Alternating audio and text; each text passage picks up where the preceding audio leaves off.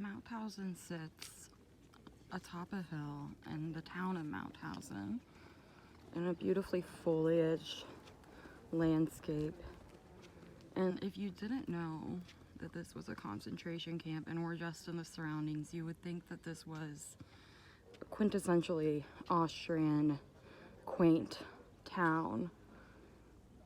It's interesting to figure that something so terrible happened here, and to grapple with how we've memorialized the Holocaust by turning the concentration camps, the infrastructure of death, into memorials, and whether or not ethically that is a sound approach to memorialization. So I'm in the Judenplatz in Vienna, and this is the Holocaust Memorial, which is very controversial. A lot of people thought it was ugly and didn't want to disrupt the beautiful architecture of the Judenplatz.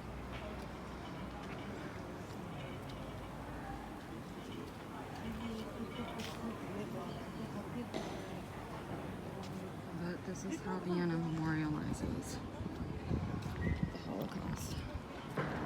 This is their accepted way, whereas memorializing the Jews who lived and worked and died in Vienna in the graveyard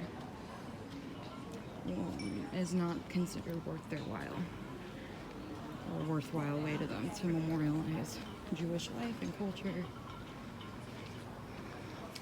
In a way, it's like they believe they can wall in memorialization of the destruction of the Jews in this one monument. Yeah. So this is the old Jewish cemetery, and these are broken pieces from crumbling gravestones that have been kind of just thrown in a refuse pile. So these are just some more graves in the old Jewish cemetery in the Vienna Central Cemetery, and they're just dilapidated and not well cared for at all, which is just heartbreaking, especially because some of them, like this one, are just really impressive structures that you could tell the Jewish community of Vienna really took advantage of Franz Josef's leniency of being allowed to now be buried in the central cemetery. There's another really impressive one. Yeah. So we're in the old Jewish cemetery, and these graves are just not well kept up. No one's taking care of them. They're falling apart. And one wonders what Vienna thinks about memorializing Jewish memory if they're not going to take care of this. So this is the new Jewish cemetery. Some of them are pretty dilapidated, but not nearly to the same degree as in the old Jewish cemetery. And most of these people actually died after the Holocaust, so I think that probably some of their relatives are still alive to care for their graves. But once again, it's sad to see that Vienna doesn't consider, caring for the graves in both the Jewish cemeteries as a form of memorialization. They would rather relegate it to approved areas like the Holocaust Memorial and Mauthausen, as if they could keep memory and, mourning and grief contained in these clean, uh, approved of structures.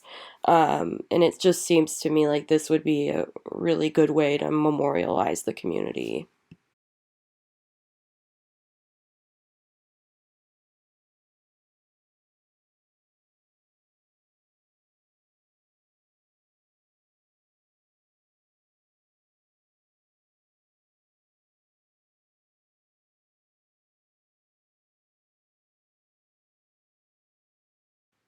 So these are what in German they call Stolpersteine, which literally translates to stumbling stone.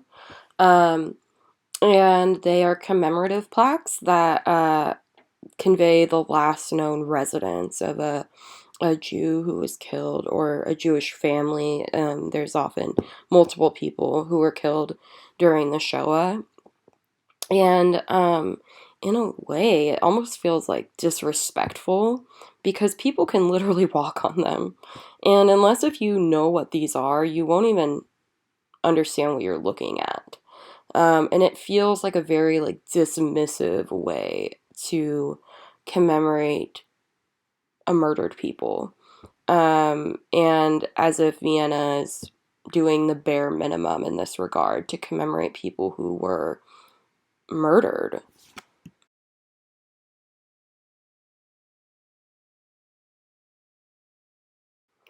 Lastly, these are just some pictures I took at the Jewish history museums in Vienna. There are two of them. Um, and these museums are actually excellent, and they seem like a really respectful way to commemorate Jewish history and um, just the memory of the destroyed Jewry of Vienna. It recognizes the culture and the vibrancy of this community. Um, these are some stolen items that have never been reclaimed from during the Shoah. And this is more some medieval um, things from this old synagogue from the medieval